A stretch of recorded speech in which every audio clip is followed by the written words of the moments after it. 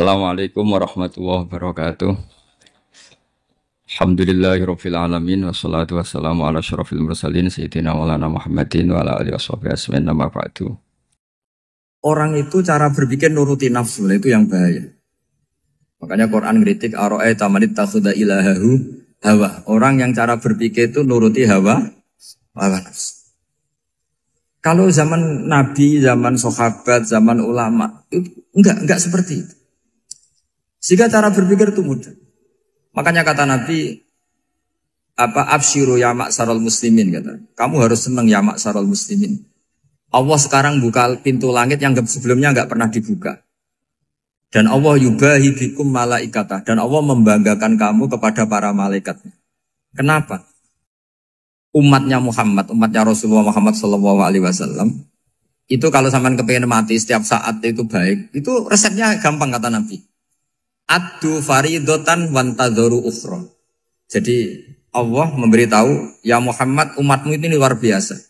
Jadi misalnya tadi kita sholat subuh, ditanya, Bahak kamu sekarang ngapain? Nunggu sholat duhur ya. Setelah sholat duhur ditanya lagi nunggu apa asar. Sehingga faman kanat hijratuhu ila Allah wa rasulih fa hijratuhu ila Allah.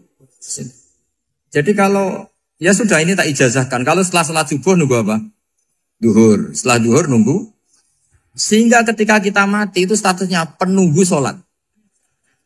Tapi kamu kan enggak miskin. Kenapa? Penunggu kaya. Ya, itu enggak masuk surga itu.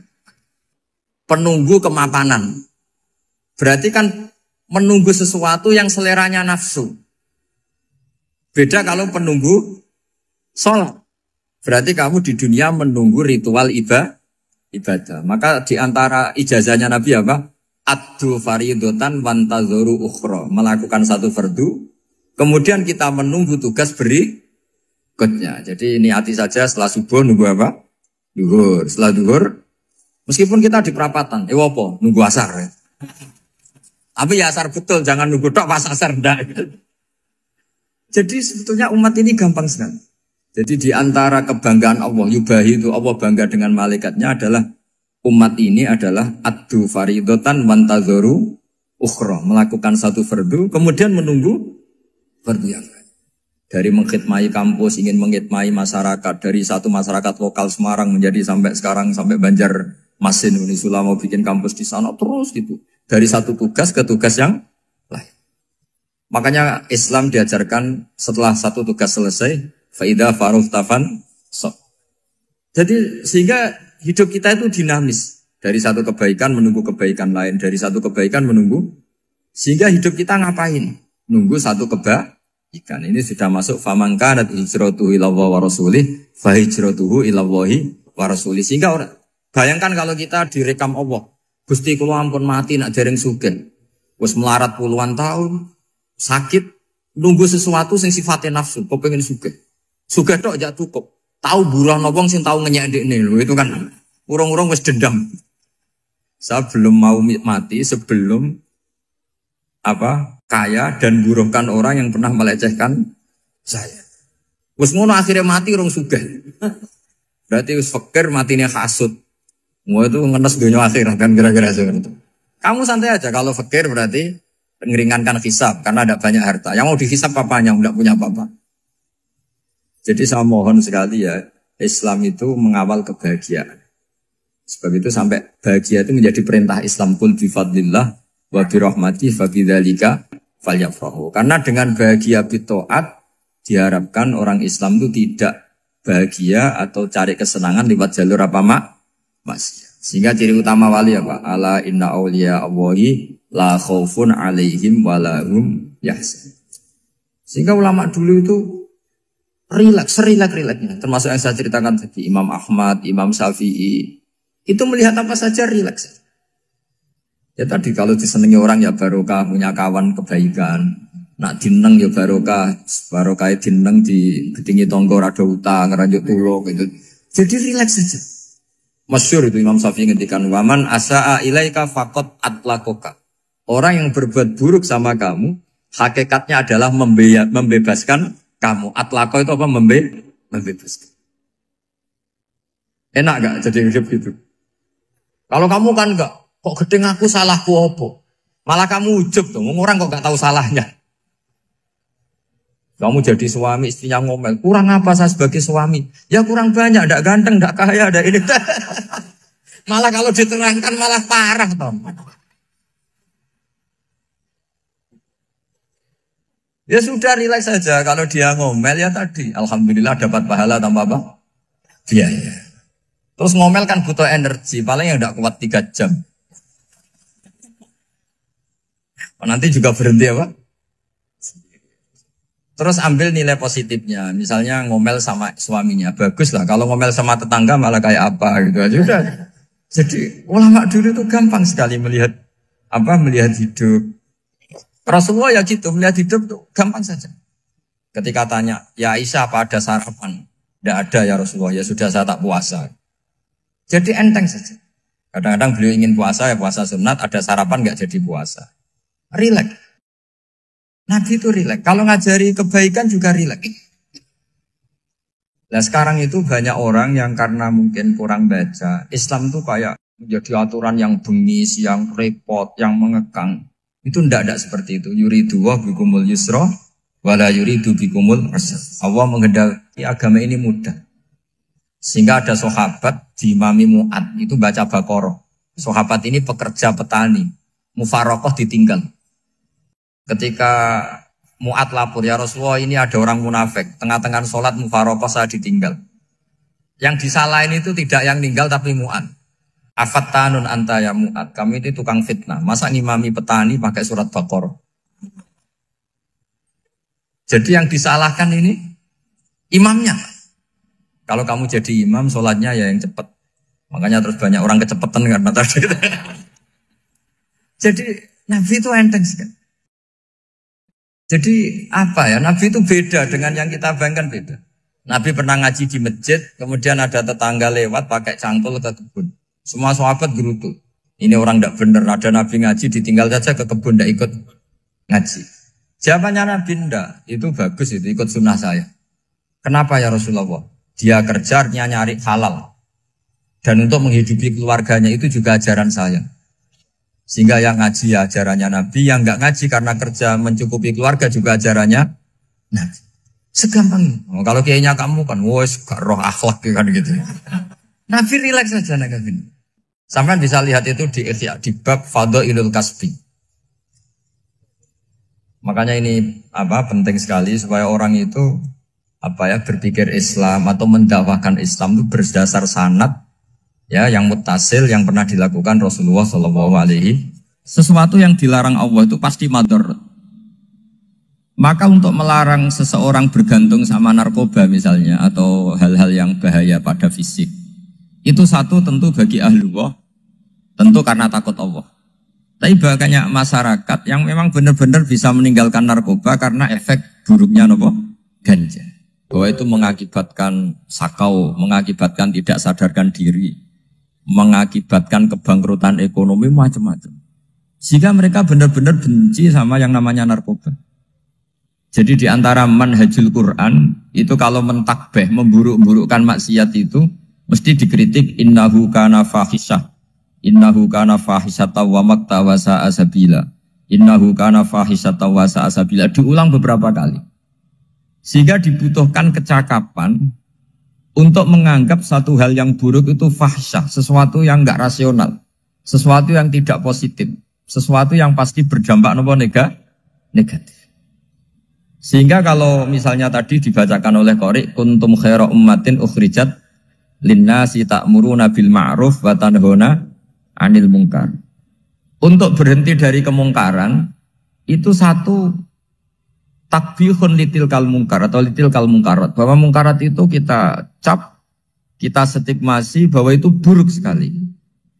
Seperti Nabi mengajarkan pemuda tadi, masa kamu suka ibu kamu digitukin lelaki lain, putri kamu, bule kamu, bude kamu, sehingga orang ini pikirannya termindset betapa buruknya zina.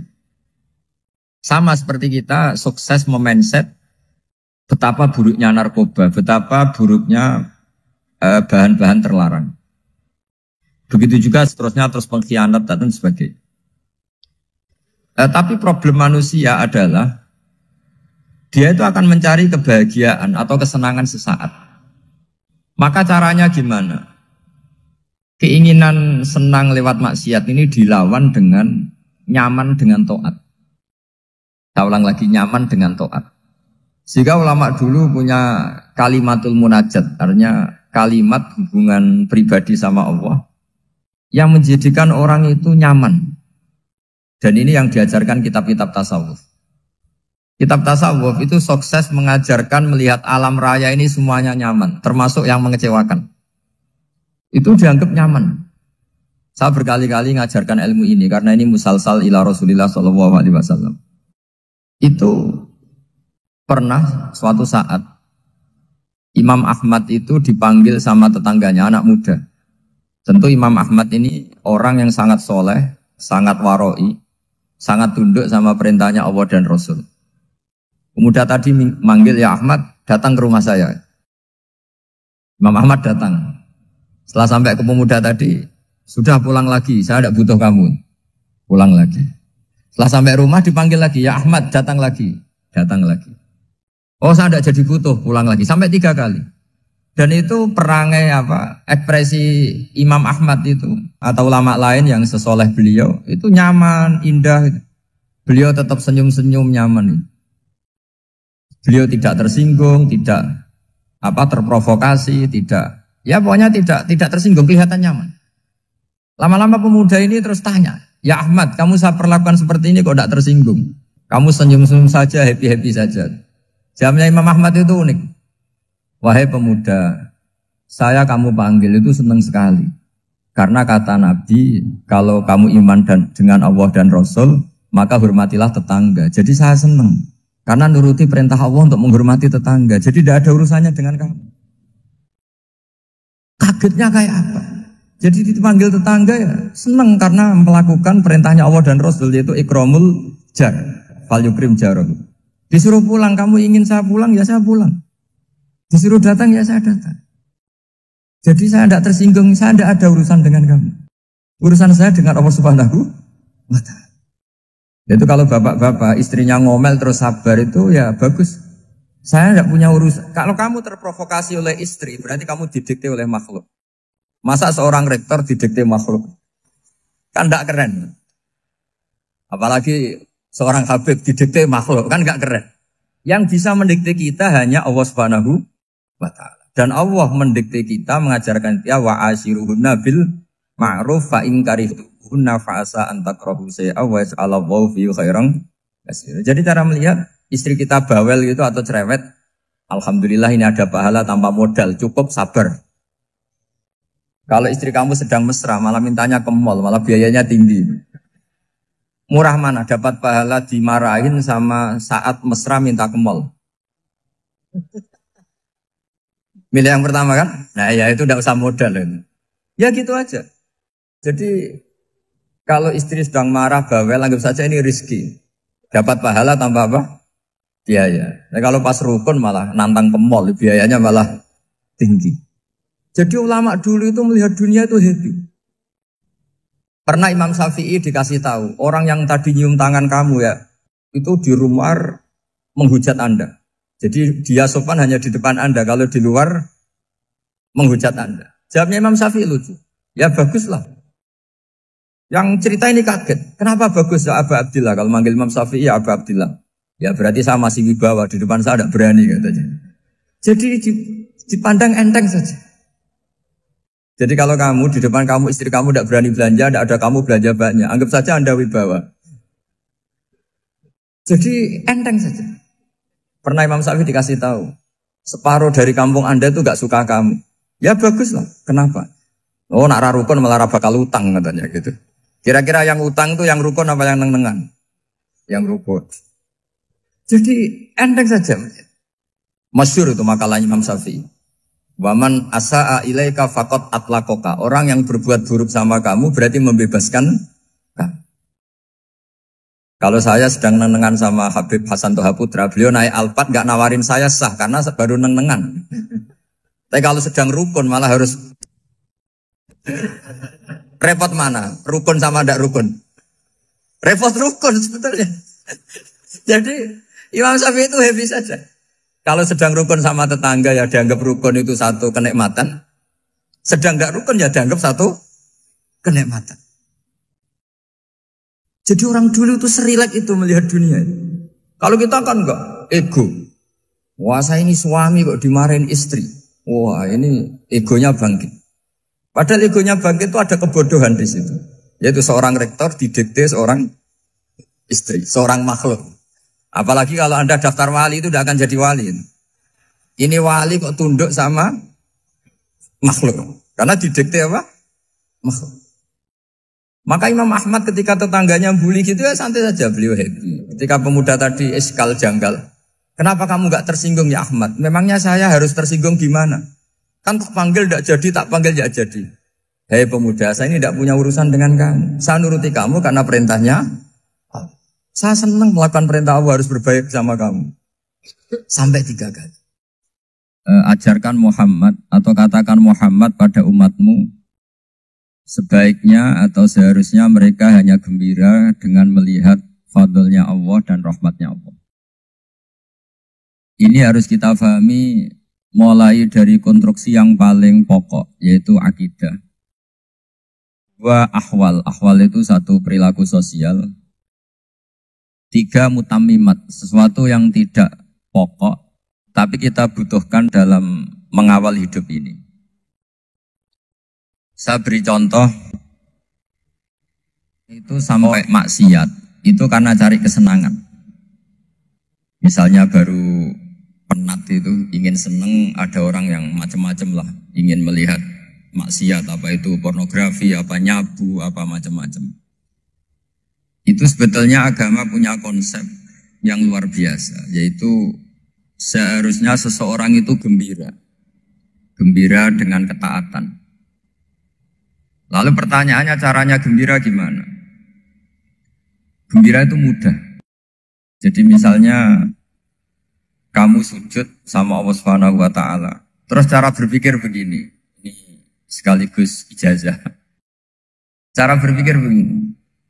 Ya Allah, ini kata Sayyidina Ali, kafani izzan an akuna laka abdan wa kafani fakhron an takuna li rabban.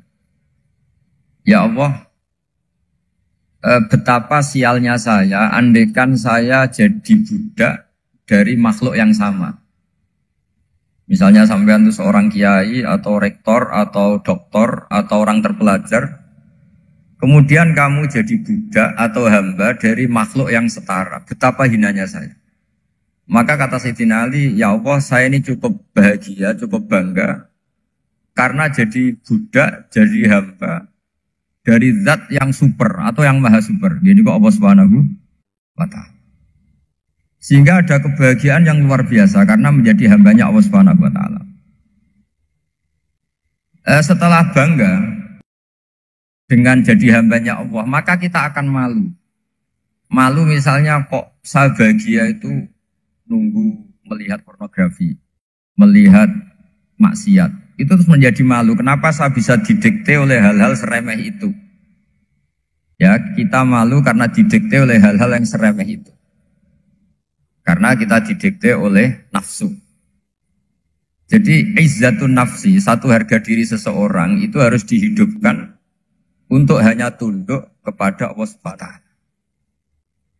Sehingga Nabi itu melatih satu logika tarkul ma'asi. Nabi itu dulu ketika ada seorang pemuda yang, ya karena mungkin pemuda ya, dia itu mau masuk Islam, tapi uniknya kata pemuda tadi, saya masuk Islam tapi asal dibolehkan bebas zina. Jadi ini agak sableng gitu. Jadi mau masuk Islam syaratnya dibolehkan apa? Zina atau free sex gitu. Karena orangnya agak hiper. Itu Nabi tidak langsung mengancam dengan neraka enggak. Ketika mau pamit gitu semua sahabat melarang. Mah itu jangan, kamu jangan suan Nabi, itu permintaan yang nggak masuk akal. Setelah lama ditahan, terjadi kegaduhan di masjid, Nabi dengar, itu ada apa itu? Itu ada pemuda yang mau masuk Islam tapi yasta'dzinuhu fi zina. Tapi mereka minta izin Nabi untuk tetap boleh zina. Kata Nabi, pemuda itu suruh masuk, suruh menghadap saya. Ketika menghadap Nabi, saya ulang lagi ketika menghadap Nabi, Nabi mengajarinya itu luar biasa. Nabi tidak langsung mengancam dengan neraka atau dengan azab tunda. Tapi kata Nabi, atuhibbuhu li ummik. Kamu suka kalau ibu kamu itu jadi demenannya orang banyak. Pondok ya Nabi, yang demen ibu saya tak bacok kan. Karena ini ya agak preman, di mana-mana orang nakal agak preman. Terus atuhibbuhu li bintik. Kamu suka kalau putri kamu ya digitukan orang-orang. Oh ya enggak Nabi, yang gitukan putri saya tak bacok. Atuhibbuhu li kholatik. Kamu suka kalau bule kamu digitukan. Atuhibbuhu li ammatik. Kamu suka kalau saudara bapak kamu digitukan. Nabi itu mengeset ya. Cara sekarang itu otak mungkin. Nabi itu meluruskan otaknya anak muda itu. Betapa buruknya zina. Cara bahasa Arab ditakbih. Betapa buruknya zina. Kamu suka kalau korbannya ibu kamu, putri kamu, bude kamu, bule kamu. Sehingga orang itu matur ya hasbuka ya Rasulullah, ini sudah cukup. Saya tidak pernah melihat sesuatu seburuk zina. Jadi fa'al qawwa fi qalbihi bughda zina. Kemudian Allah meletakkan di hatinya, menanamkan benci zina. Sehingga akhirnya pemuda tadi menjadi iffah, menjadi menghindari zina. Artinya begini ya, ini mungkin yang lolos dari para kita sebagai dai, kita tidak belajar banyak tarbiyahnya Rasulullah Shallallahu Alaihi Wasallam. Jadi kalau kita benci maksiat, itu jangan hanya ditakhzir, ditakutkan neraka itu enggak. Jangan hanya itu. Tapi di logika. Jadi kalau kita menghindari maksiat, itu selain karena takut azab, itu ada logika. Ada rangkaian pikiran yang menjadikan kita anti satu perbuatan apa maksiat. Jadi misalnya gini ya, kira-kira ginilah kalau contoh gampang itu. Ada orang gitu ya, nyanyi dengan pakaian yang mungkin pornografi gitu. Mungkin pemuda-pemuda ingin melihat itu, tapi bisa diobati gini. Kok enak dekne mergawe kok tak bayar ya, aku kehilangan duit. Meskipun dengan logika yang agak serampangan, yang penting menjadi kita ini punya harga diri untuk tidak tergantung hal-hal seperti itu. Sehingga Nabi itu cara menggambarkan tadi mulai atuhibbuhu li ummak, kalau ibu kamu jadi demenannya orang lain. Pemuda tadi bilang yang demen ibu saya mau saya bunuh. Ditambah lagi atuhibbuhu li bintik. Bagaimana kalau korbannya putri kamu, bule kamu, bude kamu. Sehingga terus si pemuda tadi betapa buruknya zina. Betapa murahnya zina. Akhirnya pemuda tadi al-qawwa fi qalbi bughda zina. Terus kemudian pemuda tadi itu sangat membenci dengan apa? Berzina. Nah, pikiran-pikiran seperti ini harus kita tanamkan. Harus kita tanamkan supaya orang itu benci melakukan maksiat. Karena satu memang takut sukhtuwah, takut dibendu Allah atau dibenci Allah. Dua memang logika kita mengarahkan tidak maksiat. Saya beri contoh ya, betapa pentingnya mindset ya, cara berpikir. Orang itu menjadi kikir itu karena nganggap hidup itu lama dan uang itu penting. Kalau zaman Nabi itu sederhana kalau melihat hidup. Pernah suatu saat Nabi itu punya jatah makan. Karena Nabi itu hidupnya juga pas-pasan. Jadi Nabi itu unik. Beliau di satu sisi kaya raya, bisa ngurmat Abu Hurairah, Ammar, Suhaib. Ashabu Sufa itu dirawat Nabi semua. Itu kan kaya, bisa merawat sekian orang. Tapi di sisi yang lain untuk pribadinya beliau miskin. Kadang nggak bisa makan hari itu. Tapi di saat yang sama bisa merawat Ahlus Sufa. Jadi keliru kalau orang hanya cerita Nabi itu miskin, untuk makan dirinya aja susah. Itu keliru. Kelirunya kalau tidak diteruskan, tapi Nabi mampu menghidupi Ahlus Sufa. Singkat cerita jatah makannya Nabi itu dikasihkan orang ketika Nabi tanya, ya Aisyah, makanan jatah saya di mana? Oh ya Rasulullah, tadi ada orang minta tak kasihkan, maka makanan itu habis. Apa kata Nabi? Kamu salah Aisyah. Yang kamu kasihkan itu justru yang masih. Ya yang kamu kasihkan itu justru yang masih. Sehingga Nabi menganggap, makanya Nabi terus ngendikan. Ya kalau mukhatabnya lelaki ya kira-kira begini. Wahallaka min malika illa ma akalta fa'afnaita walabista fa'ablaita. Terus tanya, watasoddaqta fa'abqaita, kata Nabi. Harta kamu ya kamu makan, kemudian ke WC, jadi kotoran, atau punya pakaian mewah nanti rusak. Watasoddaqta fa'abqaita. Ada yang kamu sedekahkan, yaitu yang abadi sampai akhir. Sehingga banyak pengusaha yang mencintai saya setelah tak ajari hadis itu, misalnya punya uang 1 miliar karena dia spekulan atau pedagang rawan bangkrut, disedekahkan ke masjid 50 juta, yaitu yang abadi. Jadi kalau suatu saat bangkrut, dia masih punya uang 50 juta di akhirat. Jadi Nabi itu mengajari sedekah itu apa? Ya sedekah itu pengabadian uang. Kalau kita kan enggak, bilang sedekah itu nguras uang.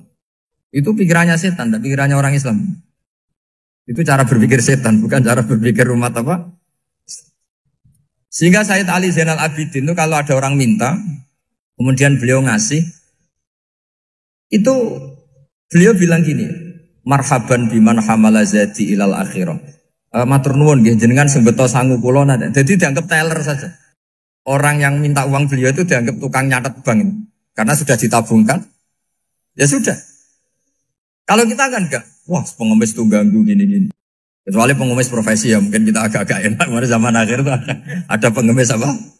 Profesi. Jadi repot teman. Terus tak beri contoh lagi kebahagiaan ketika kita milih Islam moderat. Islam kita diajarkan guru-guru kita, utamanya oleh guru kita Mbah Maimun. Saya juga sering ketemu beberapa ulama dunia, termasuk Habib Umar. Saya juga ikut sowan ke sini pas beliau sama Habib ini Hasan Toha Putra di sini sama orang-orang moderat. Itu cara berpikir juga luar biasa indah. Beliau pernah cerita ya, beberapa ulama lah, banyak yang cerita itu. Saya pernah diceritani seorang alim ketika ada orang ekstremis itu mau ngebom di tempat maksiat. Kebetulan yang maksiat itu kebanyakan ya orang Islam. Karena di negara yang mayoritas Islam. Ditanya sama Syekh Sa'rawi. Syekh Sa'rawi itu mufassir top di mana? Mesir. Ini mau tak habisin karena mereka orang Islam kok maksiat terus. Terus ditanya sama Imam Sa'rawi. Laumatu ala khini ma'asihim aina masiruhum. Kalau mereka mati dalam keadaan maksiat, mereka kemana? Ya ilanar, mereka pasti masuk neraka. Terus ditanya sama Imam Sa'rawi, wahal masiruhum ilanar muradun nabi amlan. Punya umat maksiat kemudian mati masuk neraka, itu yang diinginkan Nabi apa enggak? Ya tidak aja. Ya sudah, enggak usah dibom, ditunggu tobatnya kata. Karena kalau mati dalam keadaan itu ke neraka dan itu tidak yang diinginkan Rasulullah Sallallahu Alaihi Wasallam. Terus ekstremis ini menjadi tobat, tidak berpikir ekstremis mas. Jadi orang itu harus berpikir mindset yang baik. Meskipun kadang berpikir baik itu ya agak-agak kacau. Ada seorang wali majdud itu kalau berdoa agak kacau, tapi nggak bisa dibantah. Masyhur itu doa itu. Ini sekaligus ijazah, tapi kalau sebelum wali nggak boleh.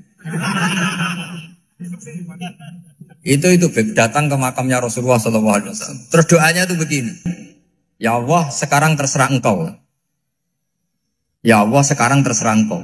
Jika saya kamu jadikan orang soleh, jika saya engkau jadikan orang soleh, maka surra habibuk, maka kekasihmu ini senang. Yang susah musuhmu yaitu setan. Tapi kalau engkau menjadikan saya orang fasik, maka yang susah kekasihmu, yang senang musuhmu. Jadi kan punya dua pilihan itu. Wah itu kan doa tapi kayak teror itu. Ya jadi berdoa di Raudhah. Wah itu mesti mandi itu karena agak-agak maksa Tuhan itu. Ya Allah, engkau punya dua pilihan. Jika saya jadi orang soleh, maka kekasihmu ini senang. Musuhmu yang susah, yaitu setan. Tapi jika saya jadi orang fasik, maka musuhmu yang senang, kekasihmu yang susah. Mohon terserah jenengan, mau menyenangkan kekasihmu, apa menyenangkan musuhmu? Gitu. Kira-kira gimana? Kalau tertarik boleh doa itu dipraktekkan. Tapi kayaknya kalau copy paste itu gak keren, apa? Jadi dulu orang itu muamalah sama Allah dan Rasul itu rileks. Rileks itu nyaman karena ya tadi kul bi fadlillah wa bi rahmati fa bidzalika falyafrah. Sehingga Imam Izzuddin bin Abdissalam itu ngendikan innalladzina yarmunal muhsanatil ghafilat. Di antara kebaikannya ibu-ibu atau mbak-mbak ini harus berstatus ghafilat. Perempuan-perempuan pelupa. Ghafilat itu pelupa.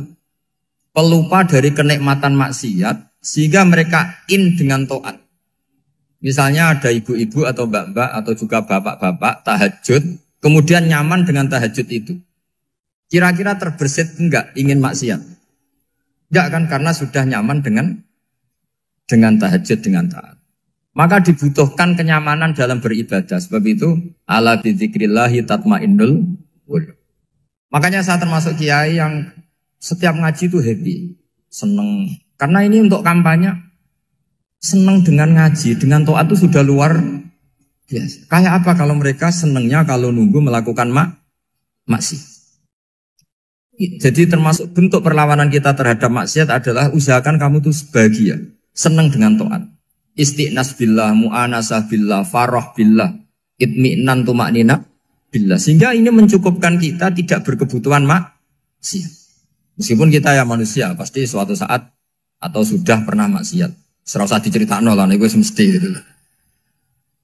Lah orang-orang dulu itu orang yang sukses mengelola bahagia ma'allah wa billah walillah. Jika wali-wali dulu itu jadi wali itu tidak mesti karena ibadahnya banyak, itu enggak. Mereka orang yang ibadahnya itu biasa. Biasa-biasa sekali. Ulama-ulama dulu ibadahnya biasa sekali. Tapi qulubuhum ma'allah, hatinya itu ma'allah. Itu ada seorang wali itu jadi wali, Umar bin Abdul Aziz yang dikenal khamisul khulafa. Khamisul khulafa. Di luar khulafa ar-rasyidin 4, di antara yang soleh adalah siapa? Umar bin Abdul Aziz. Itu ketika mau meninggal, itu senangnya bukan main. Itu semuanya nangis, beliau senang. Terus tanya, kenapa kamu senang? Memangnya saya kalau mati itu kemana aja? Ila khairi madhubin ilah, kezat terbaik.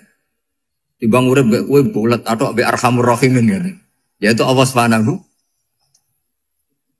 Jalaluddin Ar-Rumi ketika mau meninggal itu muridnya nangis semua, beliau marah. Kamu harusnya pesta karena saya mau ketemu kekasih saya, malah kamu tangisi, goblok sekali kamu katanya. Jadi orang-orang dulu itu luar biasa. Karena tadi mereka tidak ingin ketemu Allah itu dianggap problem. Harus sesuatu yang membahagiakan. Makanya wali-wali itu kalau berdoa begini. Wa khairu ayyami yauman alqa kafih, dan jadikan hari terbaikku adalah hari ketika saya ketemu engkau ya. Pernah dengar doa itu? Wa khairu ayyami yauman alqa kafih, dan hari terbaikku adalah hari saat ketemu engkau. Aman kan enggak? Sampai mati ku wedi. Saya tidak tahu wedi dosa apa wedi Israel apa wedi malaikat siapa? Mungkar nakir. Sebenarnya tidak perlu seperti itu. Karena cara pandang Nabi itu ini bisa dipraktekkan. Kalau kamu orang baik, mati artinya apa? Ya baik. Karena husnul khotimah. Kalau kamu orang yang buruk, itu kata Nabi, anggap saja mati itu akhir dari keburukan kamu. Nah, aku urip terus, malah maksiat terus. Maka Nabi itu kalau ngajari kita berdoa gini, Allah maj'alil hayata ziyadatan li fi kulli khairin wal mauta rohatan li min kulli syarri. Ya Allah, kalau saya hidup, ya anggap saja ziyadah fi kulli khairin, berpotensi nambahi kebaikan. Kalau saya mati, anggap saja ini akhir dari segala keburukan. Maka saya berkali-kali, banyak tradisi ulama-ulama NU, ulama-ulama pesantren, ya ada hanya NU, pokoknya ulama-ulama alim. Itu kalau ada orang mati, orang nakal gitu mati, ini saya gitu. Itu hadirin mesti gak terima. Wapi enang itu wong wakal. Tapi dipaksa sama kiainya, saya gitu. Lama-lama dipaksa. Saya gitu. Padahal yang hatinya kiai, wis ra iso maksiat meneh, wis saya gitu. Karena dengan mati berarti saya sudah tidak bisa maksiat lagi. Jadi Nabi melihat hidup dan mati itu segampang itu. Kalau al-hayata ziyadatan li fi kulli khairin wal mauta rohatan li min kulli syarr. Coba kita ke depan itu kan ada potensi zina, potensi korupsi, potensi maksiat. Yang bisa menghentikan potensi itu apa coba? Mati ya, udah pintar ya. Sudah maju berarti. Berani mati. Berani. Tapi jangan di sini ngel-ngelo panitia. Artinya yang selama ini kita risau dengan kematian, dengan apa? Nabi ngajari kita tadi. Allah maj'alil hayata ziyadatan li fi kulli khairin wal mauta rohatan li min kulli syarr. Ya Allah, jadikan hidup ini sebagai bekal menambah kebaikan. Dan suatu saat kalau saya mati, semoga itu akhir dari segala keburukan. Jadi artinya Nabi itu ngajari kita itu positif terus. Sama seperti ulamanya tadi. Nak lagi rukun mbek tonggo ya sanggep ae kanca keapian. Nak nenengan ben ra utang ngoten. Dadi pokoknya penak terus itu loh. Nak bojo lagi ngamuk, alhamdulillah gak ngajak belanja.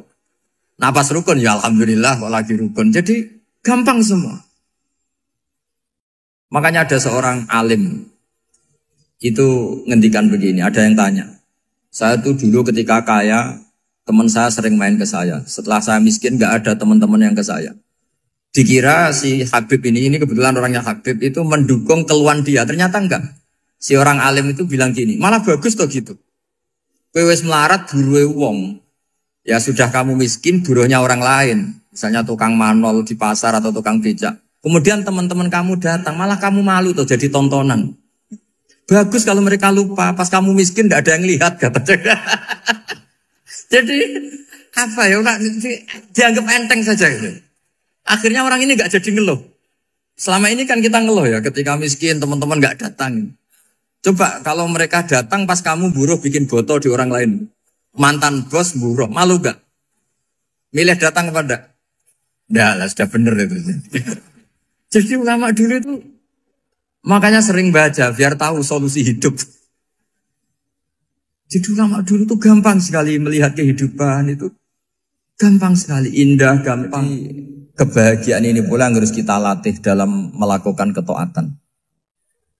Tapi memang obsesi saya terbesar atau cita-cita saya terbesar memang setiap ngaji saya ingin orang mukmin semuanya itu bahagia.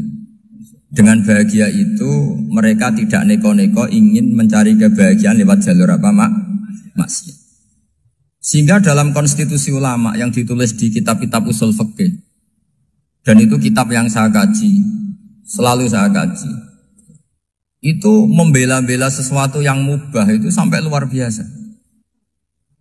Karena melihat mubah itu, misalnya Anda tidur itu berstatus mubah. Anda bermain catur berstatus mubah. Anda rileks sama teman jagongan semalam dengan teman rektor atau dosen atau yayasan itu, melihatnya bukan mubah tapi tarkul maksiyah. Misalnya saya semalaman asik musamarah itu jagongan malam sama Habib Toha Al-Munawwar. Itu awang hitungnya bukan, wah ini jagongan ngalor ngidul tidak penting tuh enggak. Malam itu bahak tidak ke dugem, tidak ke tempat maksiat. Sehingga ada ulama yang mengatakan mubah itu enggak ada. Saya ulang lagi, mubah itu enggak ada. Kan umumnya ulama bagikan wajib, ya kan, haram gitu. Terus diantaranya mubah, sunat, makruh. Ada ulama yang mengatakan mubah itu enggak ada. Kenapa? Logikanya begini, itsma min mubahin illa wa yatahaqqaqu bihi tarku haramimma. Karena tidak ada mubah yang Anda lakukan kecuali saat itu pasti ditinggalkannya sebuah keharaman. Misalnya Anda sedang jagungan sama istri di luar, di rumah, asik di rumah semalaman. Mungkin bahas hal-hal yang ringan. Mungkin melihat sinetron atau apa yang ringan. Tapi di situ terjadi Anda meninggalkan ke tempat-tempat maksiat. Sekarang ninggal maksiat itu wajib apa mubah? Wajib. Padahal Anda sedang melakukanmu. Nah itu dicatat oleh Allah itu tarkul haram, meninggalkan keharam. Jika masyhur dalam cerita wali-wali itu, Abu Yazid yang seperti itu ibadahnya pernah tanya, ya Allah lalu yang makomnya orang seperti saya siapa? Karena beliau semalaman ibadah terus. Sama Allah dijawab, ya yang tidur di pinggir kamu itu. Abu Yazid, loh kok bisa ya Allah? Dia kan tidur terus. Ya kan dia tidur berarti meninggalkan keharaman. Ngomong sing potongan tukang maksiat itu apik turu apik melek kira-kira. Apik turu. Timbang sama nak melek pola wis turu ae kira-kira gitu. Jadi enggak usah dipaksa tahajud, dipaksa qiyamul lail itu. Iya kalau qiyamul lail. Kalau dapat informasi, ke sini ikut saya terus katut kan repot. Jadi perlawanan terhadap maksiat itu sebetulnya gampang dalam Islam karena tadi nggak ada sesuatu yang mubah kecuali saat dilakukan berakibat meninggalkan keharaman. Mudah sekali. Jika banyak orang jadi wali itu karena melakukan mubah. Itu ada orang jadi wali itu karena sering makan. Ya makan-makan biasa itu. Karena ketika makan, ya Allah, betapa doifnya saya. Katanya saya presiden, katanya saya rektor, saya kiai. Ternyata kalau nggak makan tuh lemes. Apa hebatnya makhluk yang bergantung makhluk yang lain, yaitu makanan. Nah karena seperti itu terus dia al-laja ilallah, terus dia sungkeman ning Allah. Betapa lemahnya saya. Sebab itu ketika Quran mengkritik dan dengan tanda kutip kemungkinan Tuhannya Isa bin Maryam, itu ngeritiknya sederhana Quran itu. Mal masih ibnu Maryam illa rasul qad khalas min qablihir rusul wa ummuhu siddiqah kana yaqulanit ta'am. Isa itu tidak Tuhan, wong dia makan. Kamu kebayang nggak misalnya punya Tuhan, wah tadi Tuhan mampir ke rumah saya, dia lemes. Setelah tak kasih makan sehat lagi gitu. Itu kan nggak kebayang. Tapi Tuhan marung di rumah saya, lemes tak gratisin, kayaknya tidak punya uang gitu. Setelah makan, wah gairah lagi. Kebayang nggak punya Tuhan seperti itu. Sehingga Quran kalau gejolak sederhana, karena yakulanit tuh. Sehingga wali-wali itu kalau makan itu sadar lemahnya dirinya, betapa dirinya tergantung makanan. Sesuatu yang tergantung itu artinya tidak hebat, tidak Tuhan. Jadi untuk menjadi wali, untuk menjadi dapat ridhonya Allah itu sebenarnya sederhana. Termasuk ada cara jadi wali yang agak kacau, tapi ini ya benar, asal niatnya benar. Misalnya Unisula besar, ya kurang besar lagi. Kita sudah punya uang, kurang banyak uang lagi. Itu Nabi Ayub, itu kan seorang nabi. Pernah diuji, oh ini ada di Sahih Bukhari. Nanti kamu tanya, hadisnya Sahih enggak? Ini ada di Sahih Bukhari. Kadang orang kota itu aneh. Enggak ahli hadis tapi tanya, Sahih enggak? Padahal andekan dibodoni Sahih, ya ngandel saja. Jadi kadang ya aneh. Oh enggak tahu kok tanya. Itu Nabi Ayub itu sudah kaya, pas itu sudah kaya. Bukan cerita yang masih miskin, memang sudah kaya. Beliau di kamar dihinggapin satu belalang dari emas. Setelah belalang itu dikejar, ternyata yang jenis itu banyak, semuanya dari emas. Ngambil sana sini, ini yang kesak ini dipenuhin, saku ini dipenuhin, sampai buahnya. Sama Allah digojlok. Kamu itu nabi saya. Kenapa kamu mengumpulkan harta sebanyak itu? Kamu itu nabi saya kok rakus? Jawabannya Nabi, ya Allah, siapa yang bisa kenyang dari rahmatmu? Ya, jadi kalau kamu punya uang 1 miliar, kok ingin 1 miliar 100, ingin 1 miliar 200, itu cara ngitung bukan uang. Ya Allah, siapa yang bisa kenyang dari rahmatmu? Karena rahmat Allah tidak terbatas, sudah Gusti tenang saja. Meskipun saya gini, rahmat Anda tidak akan habis. Sehingga waroi ada ilmunya, tomak juga ada ilmunya. Termasuk ragus itu juga ada ilmunya. Misalnya begini, ini contoh rakus yang ada ilmunya begini. Ini saya beri contoh. Mungkin yang boleh niru orang-orang soleh, kalau nggak soleh jangan.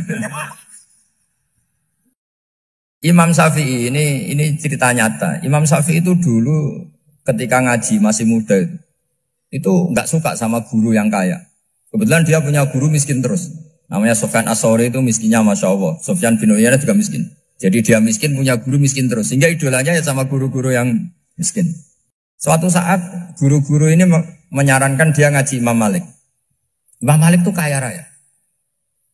Itu babutnya Imam Malik, kalau diinjek itu mata kakinya tidak kelihatan, saking halusnya. Kalah, Indonesia lah kalah.